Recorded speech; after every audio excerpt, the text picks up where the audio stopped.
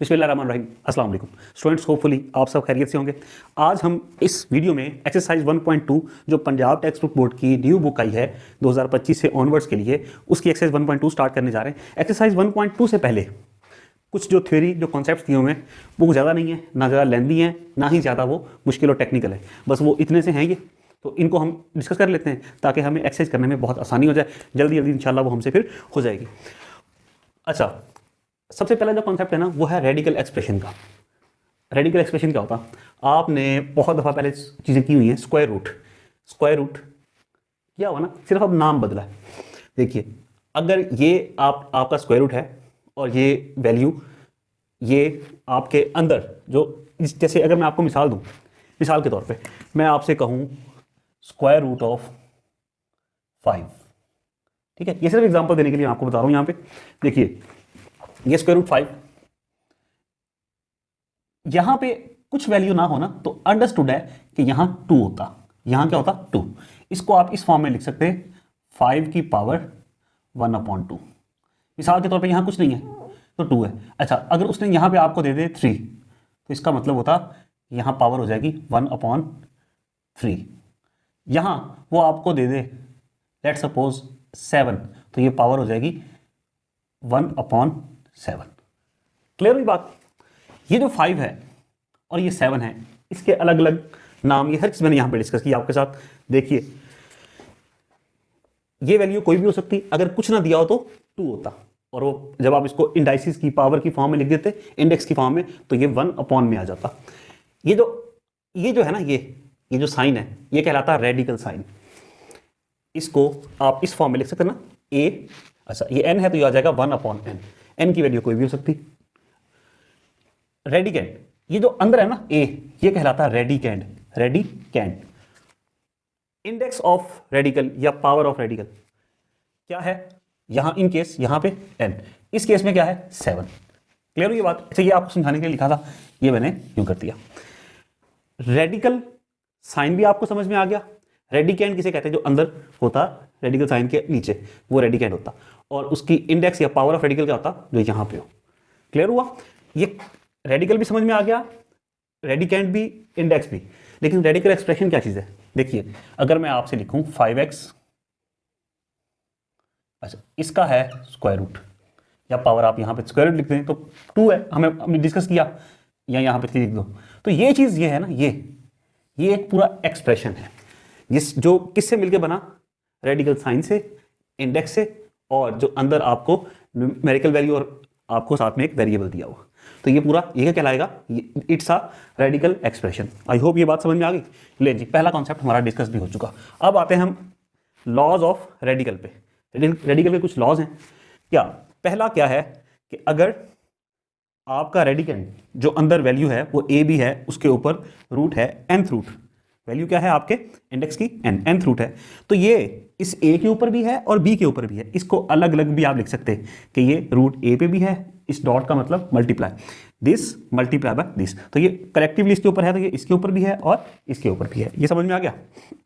अब ये अगर यहाँ मल्टीप्लाई हो रहे हैं तो इनको यूं अलग अलग लिख सकते हैं। तो अगर ये यूं हो कि a डिवाइडेड बाई बी पूरे के ऊपर रूट हो, तो ये इसका मतलब है कि ये nth रूट इस a पे भी है डिवाइडेड बाय इस b पे भी है, दोनों पे हो। वही चीज़ है, यहाँ मल्टीप्लाई यहाँ डिवाइड। आगे आते हैं।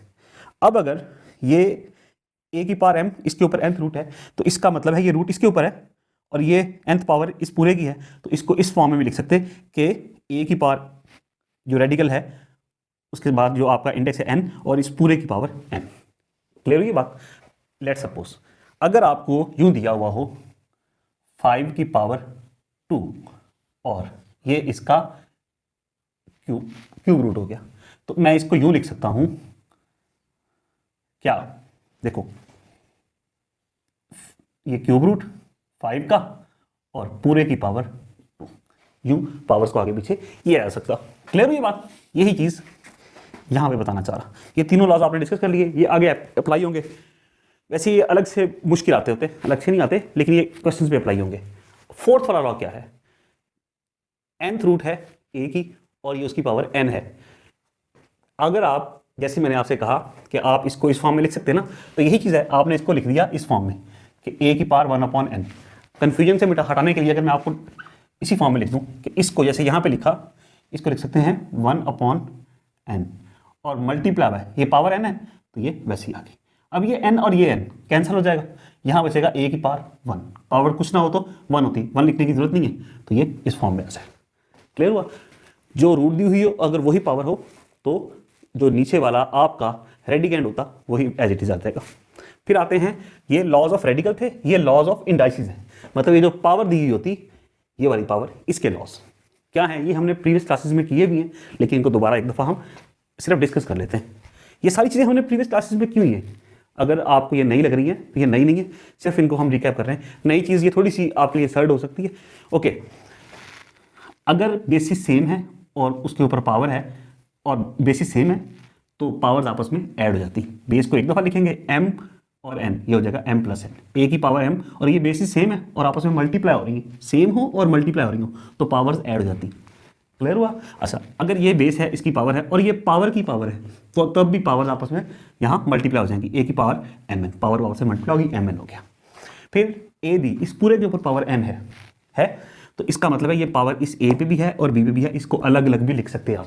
दूसरे लफ्जों में कि अगर a की पावर n हो, b की पावर n हो, मतलब पावर सेम हो, बेसिस डिफरेंट हो, तो उन बेसिस को आपस में इकट्ठा लिख के पावर को एक साथ ऊपर लिखा जा सकता, और अगर एक साथ दी हो पावर होल के ऊपर हो तो उनको अलग अलग राइट कर सकते हैं, बस इतनी सी बात। फोर्थ वाला लॉ जो इंडाइसिस का वो है a/b पावर n, यहाँ मल्टीप्लाई था तो इसका बता दिया हमने कि अलग अलग दोनों पे पावर आ सकती है, यहाँ वही चीज़ है, डिवाइड है बस, तो ये पावर इस a पे भी है, a की पावर n डिवाइड बाय वैसे का वैसी, और b के ऊपर भी पावर n, खत्म होगी बात।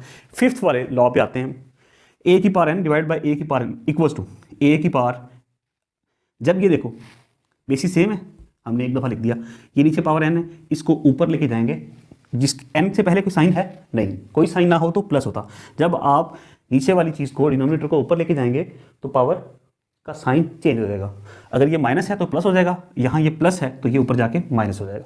बेस को एक दफ़ा लिखा और पावर m माइनस n हो गया। ओके, नेक्स्ट लास्ट वाला, a की पावर 0 इक्वल्स टू 1, कोई भी नंबर लो उसकी पावर अगर 0 होगी तो वो इक्वल टू 1 होगा।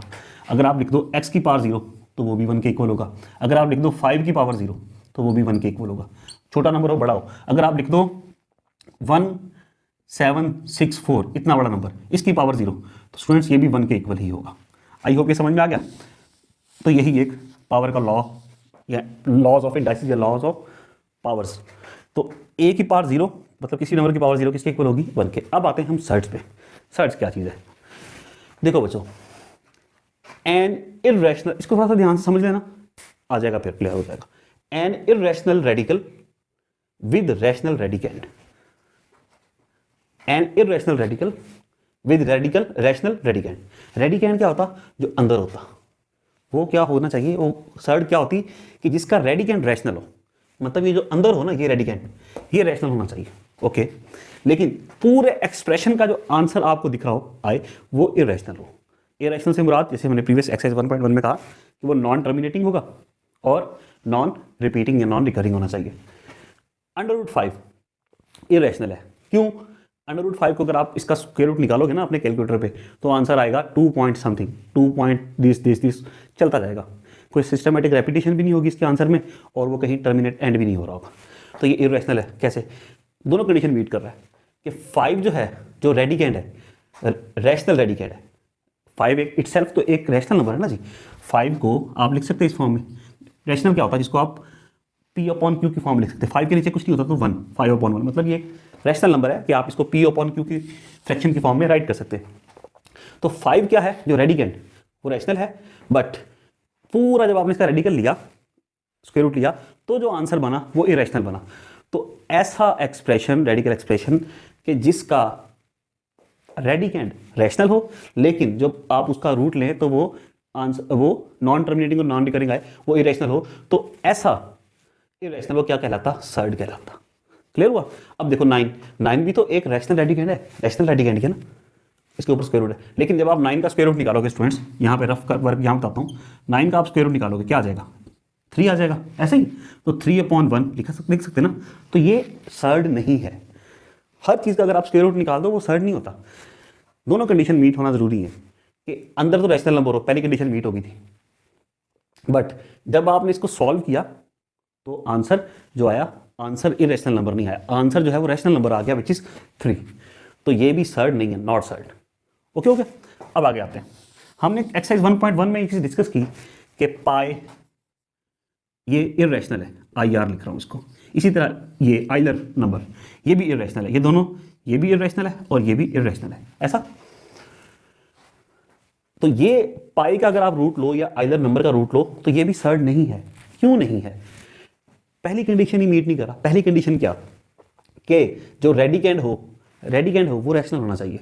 क्या पाई जो रेडिकेंड है वो रैशनल है? नहीं, पाई तो इरेशनल है, हमने पढ़ा है प्रीवियस एक्सरसाइज 1.1 में। तो ये चूंकि रेडिकेंड ही इरेशनल है तो हमें चाहिए यहाँ पे कोई रैशनल रेडिकेंड होना चाहिए। तो ये सर्ड नहीं है, ये भी सर्ड नहीं है, और ये इसका आंसर जो चूंकि एक रैशनल नंबर आ जाएगा इसलिए ये भी सर्ड नहीं है। हाँ ये सर्ड है क्योंकि ये इसके अंदर जो रेडिकेंड है वो रैशनल है और जो आंसर आया वो इरेशनल है। क्लियर हुआ? अब टाइप्स ऑफ सर्ड पे आते हैं। देखो कितना आसान था, हम यहाँ तक एंड तक पहुँच भी गए। अब हम आते हैं एक्सरसाइज की तरफ। सिर्फ ये 3 टाइप्स को देख लें। सर्ड 3 तरह के होते हैं। मोनोमियल, जिस मोनोमियल से हमें नाम से पता चल गया, मोनो किससे निकला? सिंगल से, 1 से। तो ये सिंगल टर्म कि जिसमें एक टर्म हो, जैसे √3, √5, √7, √11 ले लें या √a कर लें, √b कर लें, उसमें एक एक टर्म है ना जी। √3, ये अलग टर्म, ये अलग टर्म, तो ये क्या है? Monomial surd. फिर बाइनोमियल सर्ड। क्या? बाइनोमियल। बाइनोमियल क्या होता है? जिसमें बाई से हमें पता चल गया 2। ये एक्सप्रेशन जो है इसमें 2, 1 to 11, इसमें 2 सर्ड्स इन्वॉल्व हैं, एक ये वाली एक ये, और इन दोनों को सम किया तो इस एक्सप्रेशन में कितने सर्ड्स है? 2। तो ये कहलाएगा बाइनोमियल सर्ड। क्लियर हुआ? थर्ड वाली टाइप इसकी क्या है? वो है कॉन्जुगेट सर्ड्स। एक सर्ड ए दूसरी बी, दरमियान में क्या? Plus, √a plus √b। इसका कॉन्जुगेट क्या होगा? यही पूरा होगा, दरमियान में माइनस का साइन आ जाएगा। ये बात समझ में आई? √a प्लस √b, कॉन्जुगेट क्या हुआ? √a minus √b। मतलब अगर यहाँ माइनस होगा तो वो प्लस हो जाएगा, अगर यहाँ प्लस है तो माइनस होंगे वही सर्ड्स, लेकिन दरमियान का साइन अपोजिट होगा। क्लियर हुआ भाई? तो ये हम सारा कर चुके। अब आप जब हम एक्सरसाइज करेंगे तो आपको अंदाज़ा होगा कि हमने कितना कुछ समझ लिया है और एक्सरसाइज हमारे लिए इंशाल्लाह बड़ी आसान हो जाएगी। तो अब हम एक्सरसाइज को स्टार्ट करते हैं।